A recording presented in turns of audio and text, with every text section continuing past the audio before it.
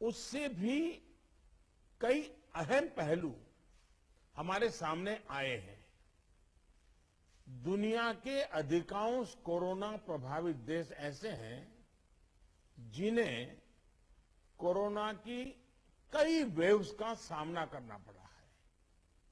हमारे देश में भी कुछ राज्यों में केसेस कम होने के बाद अचानक से वृद्धि होने लगी है। आप सभी इन पर ध्यान दे रहे हैं, लेकिन फिर भी कुछ राज्यों का उल्लेख हुआ है, जैसे महाराष्ट्र है, पंजाब है, और आप मुख्यमंत्रियों ने भी चिंता व्यक्त की है, सिर्फ मैं कह रहा हूं ऐसा नहीं है। और विशेष चिंता की आप कर भी रहे हैं और करने की जरूरत भी है। हम ये भी देख रहे हैं कि महाराष्ट्र और एमपी में टेस्ट पॉजिटिविटी रेट बहुत ज्यादा है और केसों की संख्या भी बढ़ रही है, बहुत आ रहे हैं। इस बारे में कई ऐसे इलाकों, ऐसे जिलों में भी ये वृद्धि देखने को मिल रही है जो अभी तक खुद को बचाए हुए थे, सेफ जोन थे एक प्रकार से। अब वहां पर हमें कुछ चीजें नजर आ रही हैं। देश के 70 जिलों में तो पिछले कुछ हफ्तों में यह वृद्धि 150% से भी ज्यादा है, 150% से ज्यादा। अगर हम इस बढ़ती हुई महामारी को यही नहीं रोकेंगे तो देशव्यापी आउटब्रेक की स्थिति बन सकती है। हमें कोरोना की उस उभरती हुई सेकंड पीक को तुरंत रोकना ही होगा और इसके लिए हमें क्विक और डिसाइसिव कदम उठाने होंगे। कई जगह देखने को मिल रहा है कि मास्क को लेकर अब स्थानीय प्रशासन द्वारा भी उतनी गंभीरता नहीं दिखाई जा रही। मेरा आग्रह है कि स्थानीय स्तर पर गवर्नेंस को लेकर जो भी दिक्कत है उनकी पड़ताल, उनकी समीक्षा की जानी और उन दिक्कतों को सुलझाया जाना, ये मैं समझता हूं वर्तमान में बहुत आवश्यक है। ये मंथन का विषय है कि आखिर कुछ क्षेत्रों में ही टेस्टिंग कम क्यों हो रही है, क्यों ऐसे ही क्षेत्रों में टीकाकरण भी कम हो रहा है। मैं समझता हूं कि ये गुड गवर्नेंस की परीक्षा का भी समय है। कोरोना की लड़ाई में हम आज जहां तक पहुंचे हैं उसमें और उससे जो आत्मविश्वास आया है, ये आत्मविश्वास, हमारा कॉन्फिडेंस ओवर कॉन्फिडेंस भी नहीं हो जाना चाहिए। हमारी ये सफलता लापरवाही में भी नहीं बदलनी चाहिए। हमें जनता को पैनिक मोड में भी नहीं लाना है। एक भय का साम्राज्य फैल जाए, ये भी स्थिति नहीं लानी है। और कुछ सावधानियां बरत करके, कुछ इनिशिएटिव लेकर के हमें जनता को परेशानी से मुक्ति भी दिलानी है। अपने प्रयासों में हमें अपने पुराने अनुभवों को शामिल करके रणनीति बनानी होगी। हर राज्य के अपने अपने प्रयोग हैं, अच्छे प्रयोग हैं, अच्छे इनिशिएटिव हैं। कई राज्य दूसरे राज्यों से नए नए प्रयोग सीख भी रहे हैं। लेकिन अब एक साल में हमारी गवर्नमेंट मशीनरी को नीचे तक ऐसी स्थितियों में कैसे काम करना, करीब करीब ट्रेनिंग हो चुकी है। अब हमें प्रोएक्टिव होना जरूरी है। हमें जहां जरूरी हो, और ये मैं आग्रहपूर्वक कहता हूं, माइक्रो कंटेनमेंट जोन बनाने का विकल्प भी किसी भी हालत में ढिलास नहीं लानी चाहिए।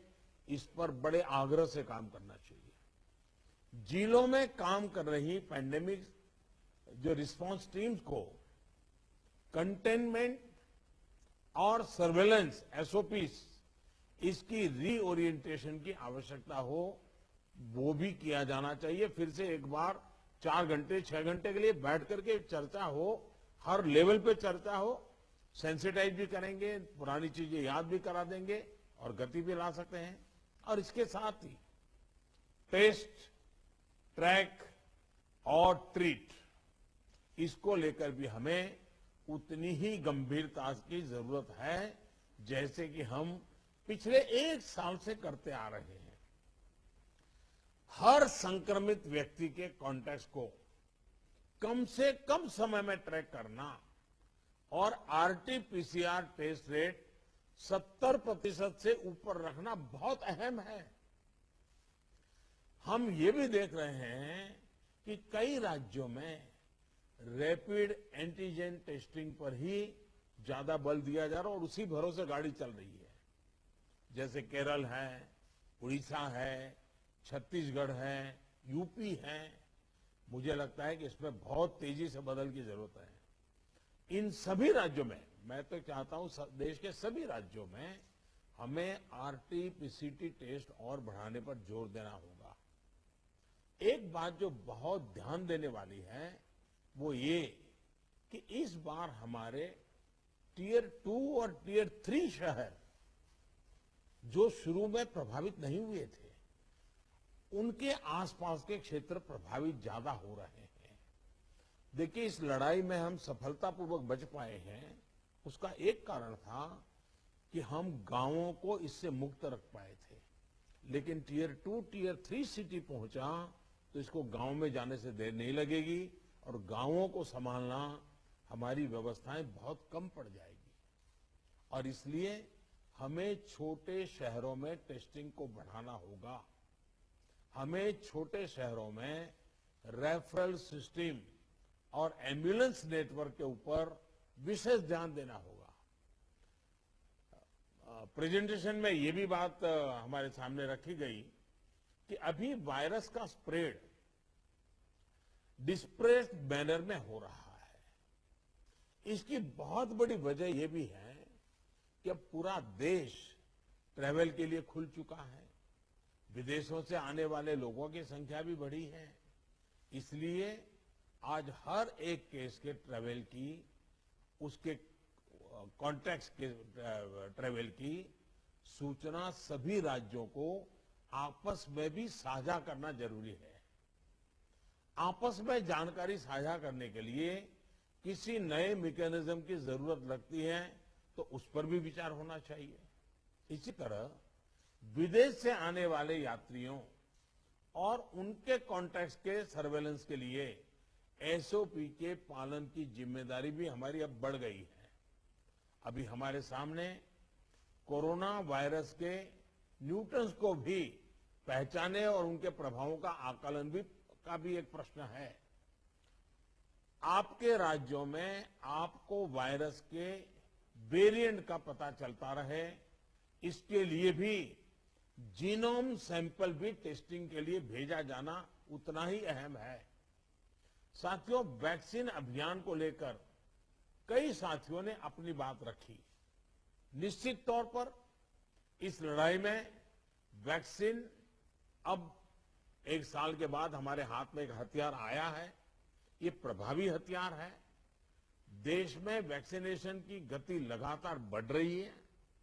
हम एक दिन में 30 लाख लोगों को वैक्सीन करने के आंकड़े को भी एक बार तो पार कर चुके हैं। लेकिन इसके साथ ही हमें वैक्सीन डोसेज वेस्ट होने की समस्या को बहुत गंभीरता से लेना चाहिए।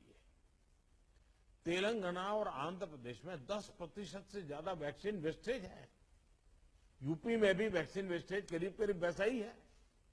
वैक्सीन क्यों वेस्टेज हो रही है, इसकी भी राज्यों में समीक्षा होनी चाहिए और मैं मानता हूं हर रोज शाम को इसके मॉनिटरिंग की व्यवस्था रहनी चाहिए और हमारी सिस्टम को प्रोएक्टिव लोगों को कांटेक्ट करके एक साथ इतने लोग मौजूद रहें ताकि वैक्सीन दे, वैक्सीन वेस्टेज न जाए, इसकी व्यवस्था होनी चाहिए। क्योंकि एक प्रकार से जितना परसेंटेज वेस्टेज होता है, हम किसी के अधिकार को बर्बाद कर रहे हैं। हम किसी के अधिकार को बर्बाद करने का हमें हक नहीं है। स्थानीय स्तर पर प्लानिंग और गवर्नेंस की जो भी कमियां हैं, उन्हें तुरंत सुधारा जाना चाहिए। वैक्सीन वेस्टेज जितनी रुकेगी, और मैं तो चाहूंगा राज्यों ने तो जीरो वेस्टेज के टारगेट से काम शुरू करना चाहिए। हमारे यहां वेस्टेज नहीं होने देंगे। एक बार कोशिश करेंगे तो इंप्रूवमेंट जरूर होगा। उतने ही ज्यादा हेल्थ वर्कर्स, फ्रंटलाइन वर्कर्स और दूसरे एलिजिबल लोगों को वैक्सीन की दोनों डोज पहुंचाने के हमारे प्रयास सफल होंगे। मुझे विश्वास है कि हमारे इन सामूहिक प्रयासों और रणनीतियों का अमल जल्दी ही हमें दिखाई देगा और उसका परिणाम भी नजर आएगा। अंत में मैं कुछ बिंदु फिर एक बार दोहराना चाहता हूं ताकि हम सभी इन विषयों पर ध्यान देते हुए आगे बढ़े। एक मंत्र जो हमें लगातार हम सबको कहना होगा, दवाई भी और कड़ाई भी। देखिए, दवाई मतलब बीमारी चली गई ऐसा नहीं। मान लीजिए किसी को जुकाम हुआ है, उसने दवाई ले ली, सब ली, लेकिन इसका मतलब ये नहीं है कि उसको ठंडी जगह पे बिना सुरक्षा के ऊनी कपड़े वगैरह पहने बिना वो चला जाए, बारिश में कहीं भीगने के लिए चला जाए। भाई ठीक है, तुमने दवाई ली है, लेकिन तुम्हें बाकी संभालना तो पड़ेगा ही पड़ेगा। ये हर हेल्थ का नियम है जी, ये कोई इस बीमारी के लिए नहीं है, ये हर बीमारी के लिए है जी। अगर हमें टाइफाइड हुआ, दवाई हो गई, सब हो गई, फिर भी डॉक्टर कहते हैं वे इन चीजों को नहीं खाना, ये वैसा ही है।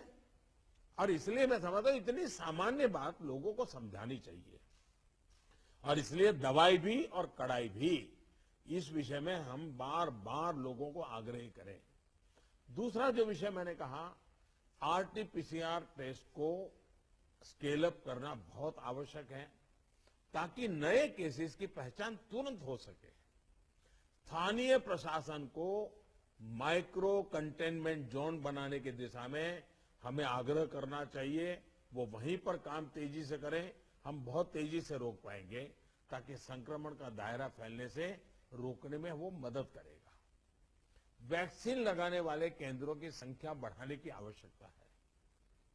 वो प्राइवेट हो, सरकारी हो, जितना, जैसा आपने मैप देखा होगा, वो आपके लिए भी राज्यवार भी बनाया। वो शुरू में जो ग्रीन डॉट वाला बताया था, और देखने से ही पता चलता है बहुत सारे इलाके हैं कि जहां लाइट ग्रीन लग रहा है, मतलब कि हमारे वैक्सीनेशन सेंटर उतने नहीं है और या तो एक्टिव नहीं है। देखिए, टेक्नोलॉजी हमारी बहुत मदद कर रही है, हम बहुत आसानी से डे टू डे चीजों को ऑर्गेनाइज कर सकते हैं। इसका हमें फायदा तो लेना है, लेकिन उसमें उसके आधार पर हमें इंप्रूवमेंट करना है।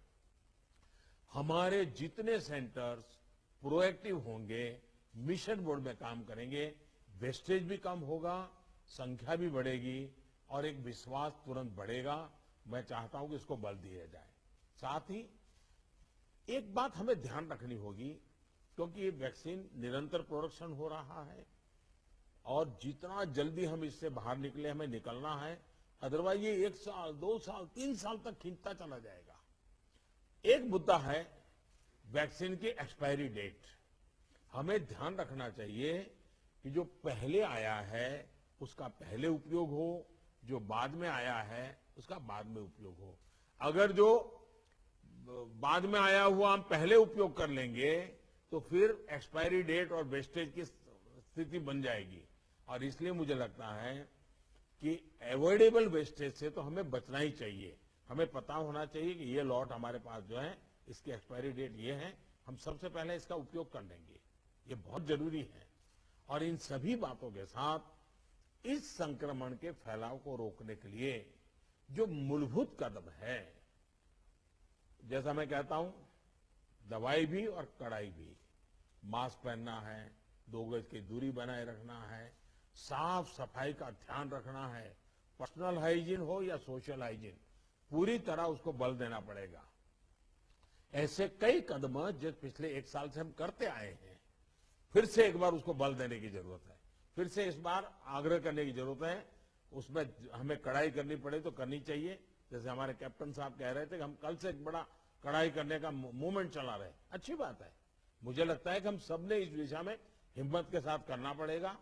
मुझे विश्वास है कि इन विषयों पर लोगों की जागरूकता बनाए रखने में हमको सफलता मिलेगी।